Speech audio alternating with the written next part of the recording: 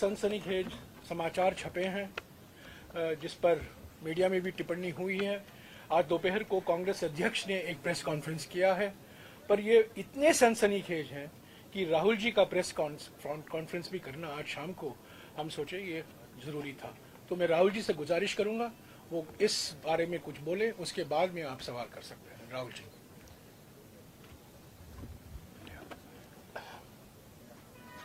नमस्कार, कैसे हैं आप?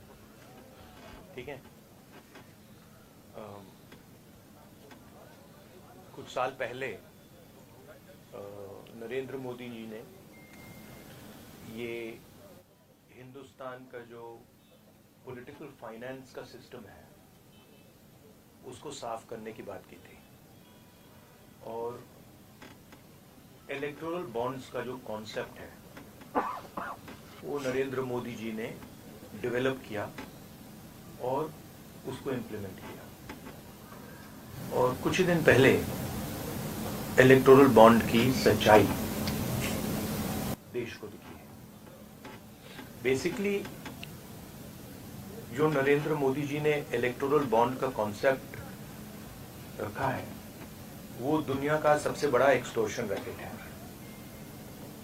मैं फिर से कह देता हूं, दुनिया का सबसे बड़ा नेशनल लेवल का एक्सटॉर्शन रैकेट है। कंपनियों से हफ्ता लेने का तरीका है, कंपनियों से कॉन्ट्रैक्ट्स का शेयर लेने का तरीका है, और शायद सबसे बड़ा, दुनिया में सबसे बड़ा भ्रष्टाचार का स्कैम है। इसके सब आंकड़े आपके सामने हैं। पूरी कंपनी की लिस्ट अभी आई नहीं है। इसमें शेल कंपनीज हैं, इसमें सीबीआई ईडी से प्रेशर डाल के पैसा लिया जा रहा है, डेट्स हैं, कंपनी पर केस लगता है, उसी के थोड़े दिन बाद बीजेपी को पैसा मिलता है, हजारों करोड़ रुपए का कॉन्ट्रैक्ट मिलता है, कॉन्ट्रैक्ट का एक कट बीजेपी को डायरेक्ट मिलता है। तो ये प्रधानमंत्री का कॉन्सेप्ट है और दुनिया में सबसे बड़ा भ्रष्टाचार का, करप्शन का उदाहरण है। अंग्रेजी में बोलूं या some years back, Prime Minister came up with a concept which he claimed was designed to clean Indian political finance. And at the heart of the concept was the idea of the electoral bond. The ability for corporates to give electoral bonds anonymously. Now it turns out that this is a way of extorting money from India's largest corporates. It is a way of stealing money from the biggest contracts in the country. It is a way of intimidating corporates and making them, forcing them to give money to the BJP. So it is the world's biggest corruption scam, it is the world's biggest extortion racket, and it is run by the Prime Minister of India. I don't really expect the Indian media to pick up this in a large way, because I know, from past experience, the type of things you focus on. But this is huge theft taking place right in front of everybody's eyes, and it has been orchestrated by the Indian Prime Minister. Now, if you have any questions, please. Yes, Archana. I'll come to you.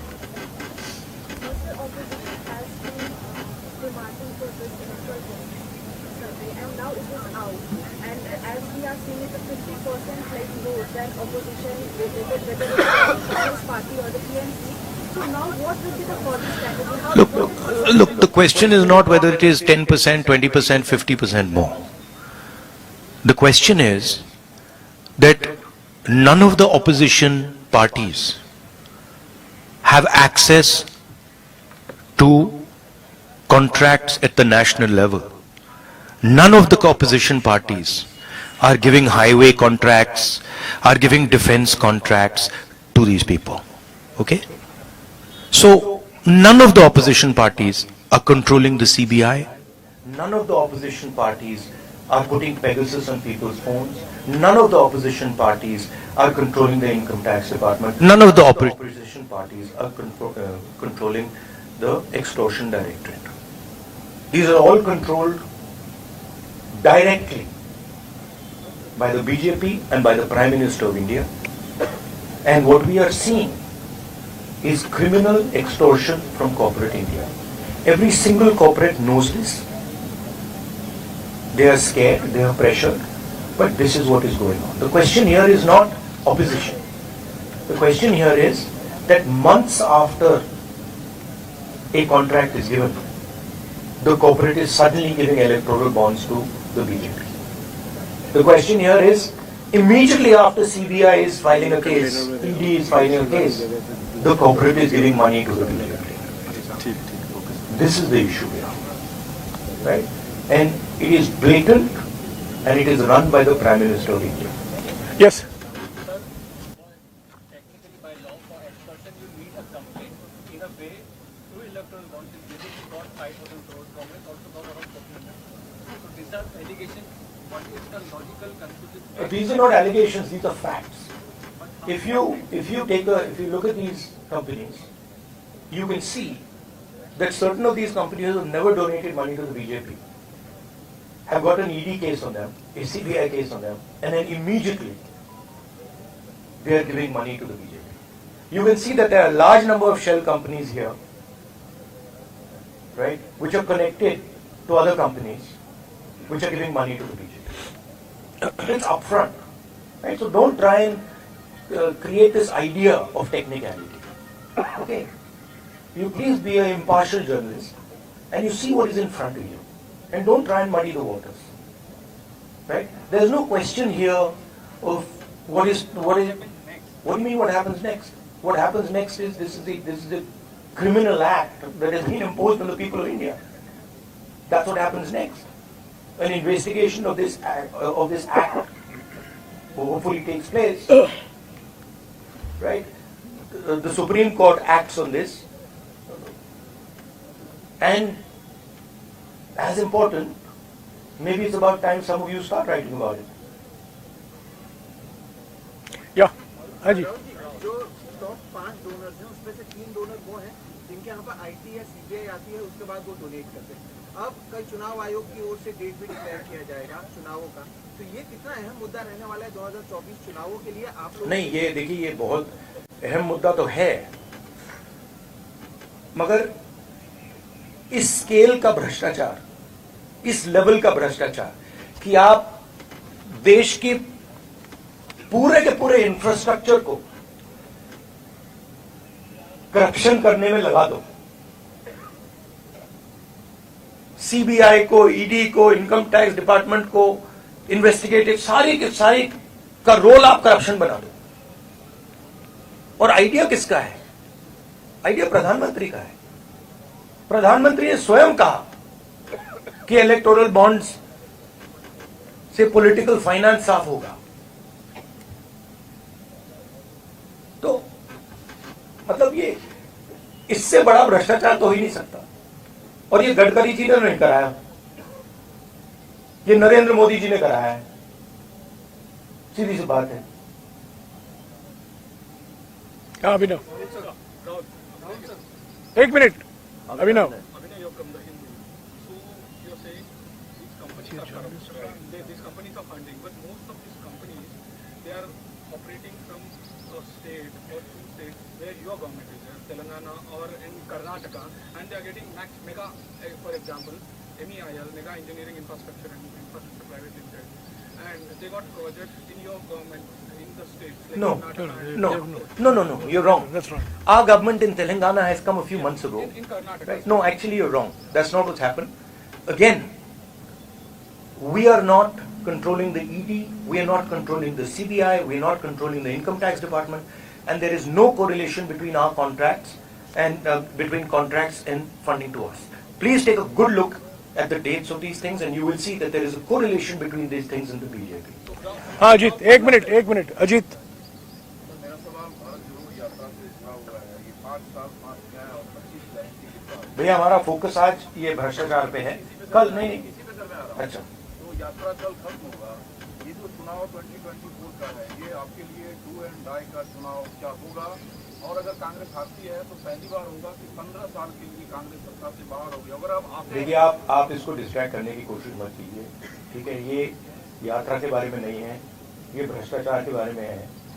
आप लोग लगे रहते हो कि distract करना है। Reality ये है कि सबसे बड़ा भ्रष्टाचार हिंदुस्तान की हिस्ट्री में, हिंदुस्तान के पूरे इंस्टीट्यूशंस को लेकर नरेंद्र मोदी ने किया है, ठीक है? तो आप काइंडली इसको डिस्ट्रैक्ट करने की कोशिश मत कीजिए, बड़ा ऑब्वियस हो जाता है, सब लोगों को समझ आ जाता है।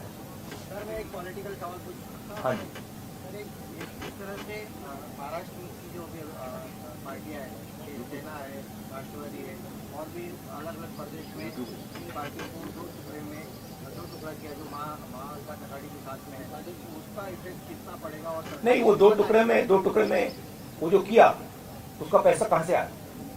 यहीं से तो आया। जो ये हिंदुस्तान में state government after state government गिरा रहे हैं, पैसा कहां से आ रहा है? इधर से तो आ रहा है।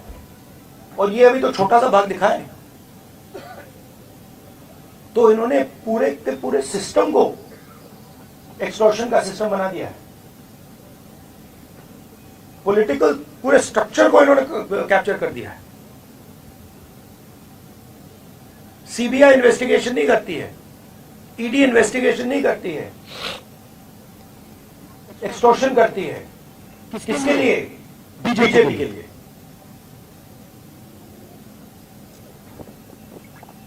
हाँ जी, एक मिनट हो गया। आपके सवाल सवाल हो यही है ना हो गया। कि ये जो पार्टीज को तोड़ा गया, कैमरा मत दीजिएगा, कैमरा के नीचे रखिएगा प्लीज। ये उसको ऑफ कर दीजिए, उसको ऑफ कर दीजिए। ये पार्टीज को जो तोड़ा गया उसको बीजेपी ने, सेंट्रल लीडरशिप ने तोड़वाया। तो ऑब्वियस है, वो तो मतलब अमित शाह वही काम करते रहते हैं। उन्होंने उनको पैसा दिया, ये भी सब जानते हैं, पूरा महाराष्ट्र जानता है। पैसा कहां से आया मैं आपको बता रहा हूं, पैसा कहां से आया। बट सबसे बड़े कॉन्ट्रैक्ट्स हैं, उसका हिस्सा लेकर बीजेपी ने सरकार को गिराया। तो नीति यही है, फाउंडेशन यही है। हाँ जी, राहुल जी आप एक्सटॉर्शन को लेकर, तो इस मुद्दे को लेकर आप सुप्रीम कोर्ट जाएंगे? जो भ्रष्टाचार हुआ है आपका मानना है, तो इसको इस मुद्दे नहीं, मेरा मानना मतलब आपने पढ़ा नहीं इसके बारे में क्या? आपने अभी बोला तो आपने लिस्ट दी कंपनी की, आप मीडिया में है ना? नहीं, जाएंगे क्या, हम रेज करेंगे, मगर आपका भी काम बनता है ना। कहां कर रहे हो आप? तो ऐसे बोल रहे हो जैसे हुआ ही नहीं। तो मेरा कहना है, हाँ सुप्रीम कोर्ट का रोल है, आपका रोल है। ये पूरा का पूरा जो हिंदुस्तान का इंस्टीट्यूशनल फ्रेमवर्क है, इसको बीजेपी ने कैप्चर कर रखा है। और पूरे सारे के सारे इंस्टीट्यूशंस इसी काम में लगे हुए हैं। ये एंटी नेशनल एक्टिविटी हो रही है, इससे बड़ी एंटी नेशनल एक्टिविटी हो ही नहीं सकती। और दुनिया में सबसे बड़े लेवल पे हो रही है, सबसे मतलब मैक्सिमम जैसे किया जा सकता है वैसे किया जा रहा है हिंदुस्तान में।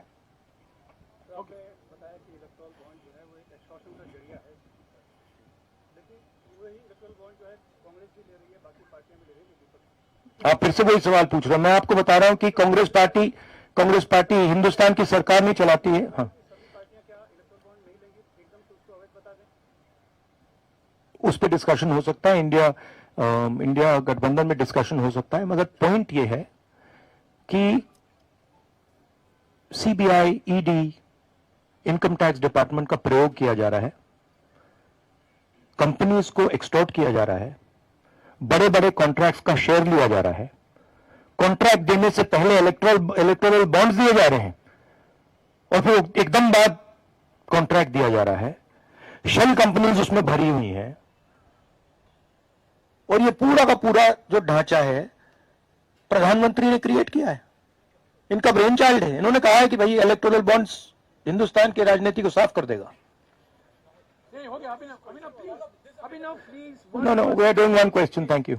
You ask your question please. Rahul ji, आपकी यात्रा दूसरी बार महाराष्ट्र में आई। पहली बार जब आए थे तो कांग्रेस पार्टी की सबसे अलग थी, लेकिन अब जब आए हैं तो पूर्व सीएम से लेकर पूर्व सांसद तक पार्टी का साथ छोड़कर बीजेपी में चले गए, शिवसेना में चले गए। क्या नहीं, देखिए, पार्टी का साथ छोड़ के नहीं गए हैं। पैसा देकर, सीबीआई को यूज कर ईडी को यूज कर उन पर दबाव डाल के इनको पार्टियों को तोड़ा गया है। कांग्रेस को नहीं तोड़ा गया है। कांग्रेस का कोई नहीं गया है। कांग्रेस एक बिल्कुल साफ खड़ी हुई है वहां पे। हाँ ठीक है, वो मिलिंद देवरा वो ठीक है, वो कोई बड़ी बात नहीं है।